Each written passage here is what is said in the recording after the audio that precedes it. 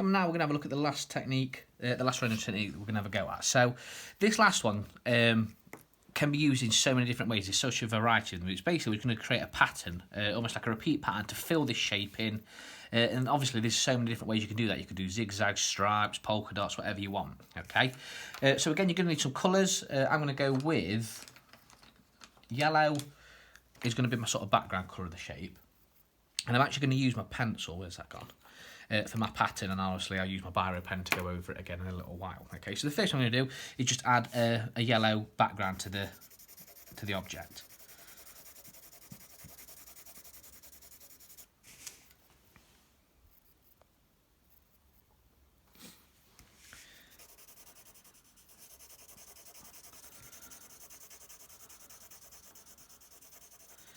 So yeah, this one, like I say, it's just this one. We're just going to use patterns to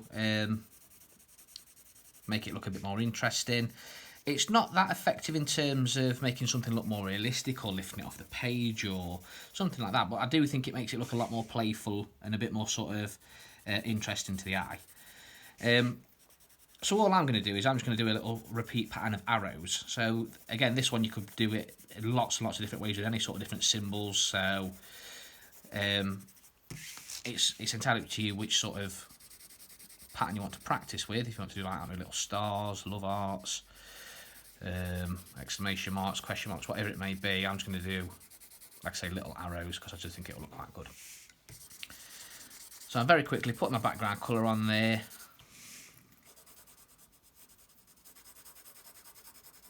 Again, if you've not got crayons at home, it's just pencils that you're working with, you can just put a nice light shade of pencil in there, just so it differs from the actual plain paper that we're working on.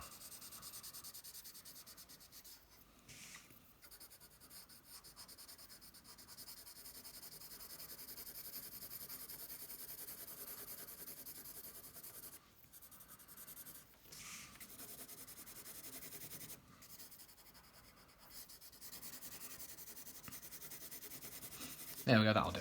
Okay, so I've got a lovely yellow background.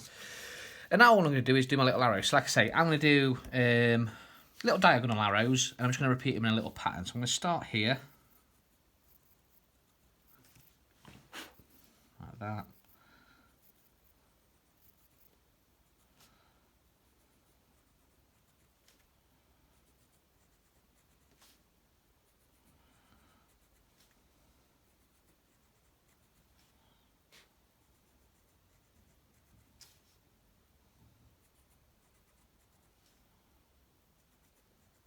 Now I'm wanting each one of these arrows to be identical as best they can be, because a pattern should repeat. Well, the one that obviously I'm trying to do anyway, I want it to repeat. If you want to do it a bit more sort of random, again, just experiment with it, see what looks good, and that's the whole point of this. We're practicing now so that when we get in school and we start doing our actual our graffiti tags, we know what we're happy with. We've done the experiment and we know what patterns work well, what colours work well, what styles work well, to make it work. So now I've done that in pencil, I'm going to go over it in pen just again to lift it off the page a bit more. The reason I've not done it in pen to start with is if I go wrong, I can't rub the pen out. If I go wrong with the pencil, I can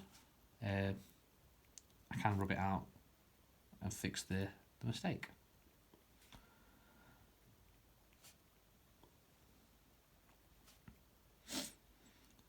Like I said, with this one, the possibilities are endless in terms of what pattern it is you want to repeat.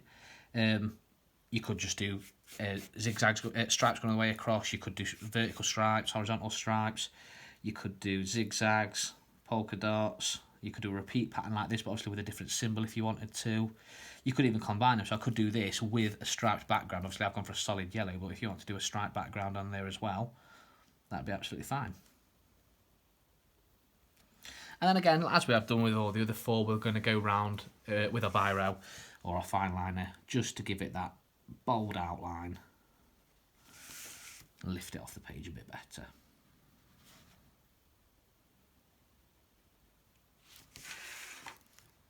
Make sure you keep obviously rotating the page around so you're not having to bend your arm.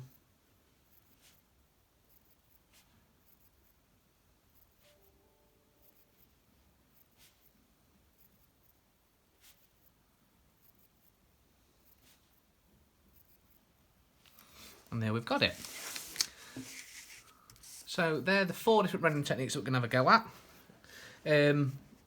Be as creative as you want with it. Experiment with them. Obviously, these I've just shown you how to actually apply them. You can, do multiple ones if you've done these and you then want to get a new sheet and combine them together. It's absolutely fine.